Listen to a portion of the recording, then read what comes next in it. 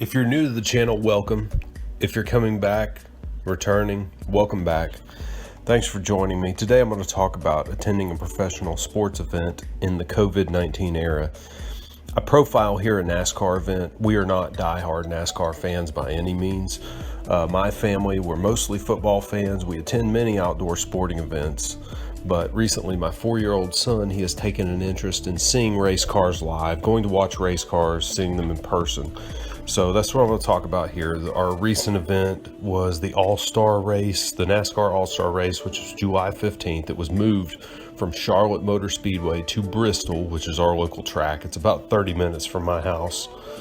It was moved there due to Charlotte being a hot spot for COVID or something like that. Bristol Motor Speedway itself is a 150,000 seat venue. For this event, 30,000 tickets were offered.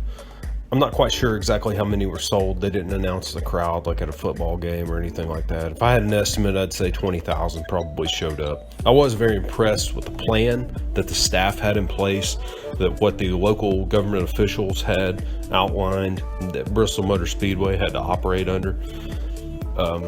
The fan guide that was sent out with the tickets outlined your social distancing, your mask requirements, hand sanitizer, washing hands, all that sort of thing. When you ordered the tickets, Bristol Motor Speedway goes through Ticketmaster. So the tickets were all electronic. They said up front that they would not accept paper copies. You had to have it on your phone. You would be scanned in that way. Seating was assigned. It was not chosen. So when you went in, you could choose the upper or lower bowl of the venue, but you could not choose your seat. It would be assigned based on your party and the parties around you to keep social distancing in mind. The entry schedule was based on what gate your ticket was listed. So your gate on the ticket, you had a certain time that you could show up based on your row, etc. And they sent out a schedule outlining when you could come in, when you could not, so that they could control the crowd and how many people went through at one time. They did deny people at the gate if you did not have a mask. They provided masks if you did not have one, but they did not let you in if you did not have a mask on.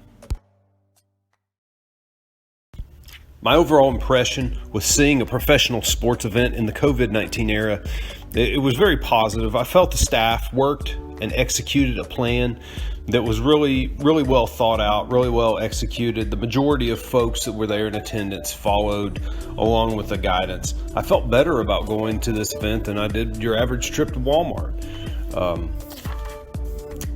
Mostly because of the size of the venue. It's 150,000 seats. The limit was set on the crowd. With Bristol, though, the venue is a little bit different from other sports because of the proximity of the fans to a field of 20-plus roaring V8s. It's very difficult to sit and have a conversation with the next person.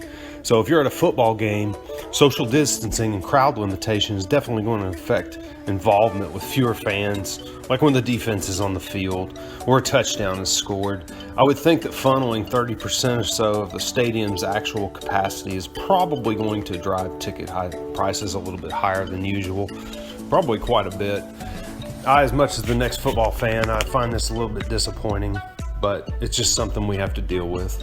So if you like the video, give it a thumbs up. If you didn't like it, give it a thumbs down. Let me know what you think in the comments below, and thanks for watching.